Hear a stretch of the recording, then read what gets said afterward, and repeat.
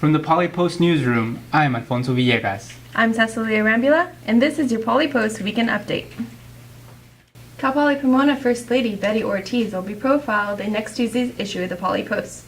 Read about her efforts as a university ambassador and what University President Michael Ortiz has to say about having his wife be so active in the campus community.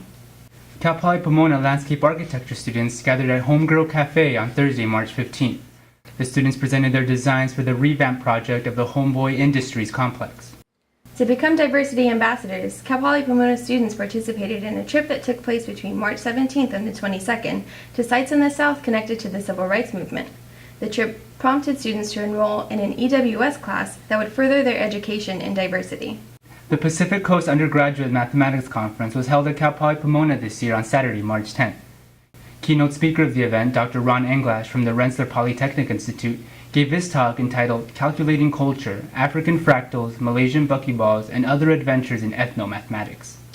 Local artist David Judah Oliver will be profiled for his accomplishments in the arts.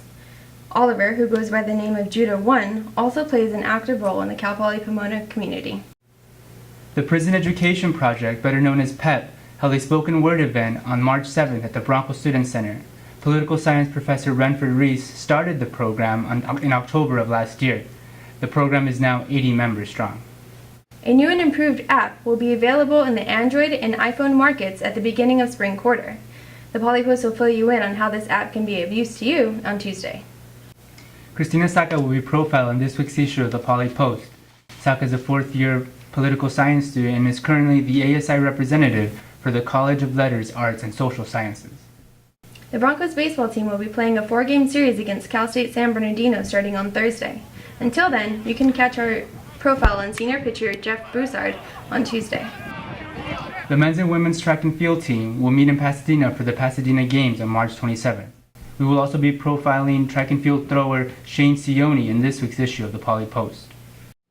Do you have a question for the Poly Post? Alfonso and I will be answering your questions next weekend.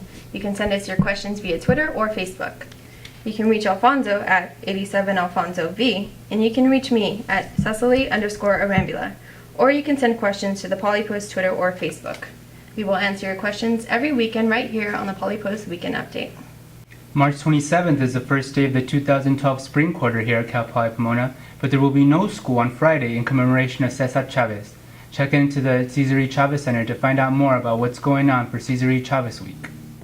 And that's it for this week's Poly Post Weekend Update. Again, I'm Cecily Arambula. And I'm Alfonso Villegas, signing off for the Poly Post.